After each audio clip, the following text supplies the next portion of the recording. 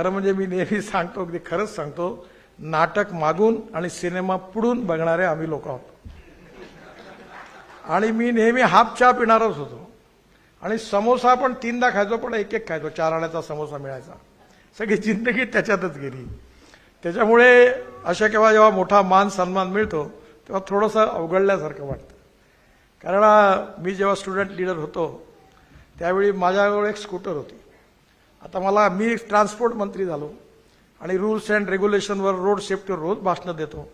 माझी बायको एकदा मला म्हणाली की तुम्ही जेव्हा, कारण मला स्कूटर होती, माझं लग्न झालं तेव्हा, त्याच्या आधी मी तिला गोष्ट सांगितली की मी जेव्हा निवडणूक होती विद्यार्थी संघाची, एक हरी रेड्डी नावाचा आंध्र प्रदेशमधला होता, त्याच्याजवळ एक विजय सुपर स्कूटर होती. तर मी त्याला म्हणतो, हरी तुझी स्कूटर दे, निवडणुकीला मी उभा आहे अध्यक्षपदाला, पैसेच नाही आहे. त्यांनी स्कूटर दिली. आता एका स्कूटरवर किती लोक न्यायचे? मग शेवटी 4 लोक न्यायचे ठरलं. मग काय करायचं? आता रस्त्यावरून फिरताना पोलीस चालान करणार. मग 1, 2, 3 आणि चौथ्याला नंबर प्लेटवर हात ठेवायला सांगायचं. आणि पूर्ण स्कूटरवर इलेक्शन झालं.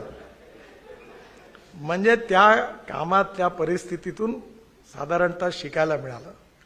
आणि म्हणून आज मला खूप आनंद आहे की आपण एवढ्या मोठ्या व्यक्तीच्या स्मृतीप्रित्यर्थ असणारा पुरस्कार पवारसाहेबांसारख्या एवढ्या मोठ्या नेत्याच्या हातून आपण मला दिला. मी आपल्या सगळ्यांबद्दल ऋण व्यक्त करतो, आपल्या सगळ्यांना धन्यवाद देतो. आणि महाराष्ट्र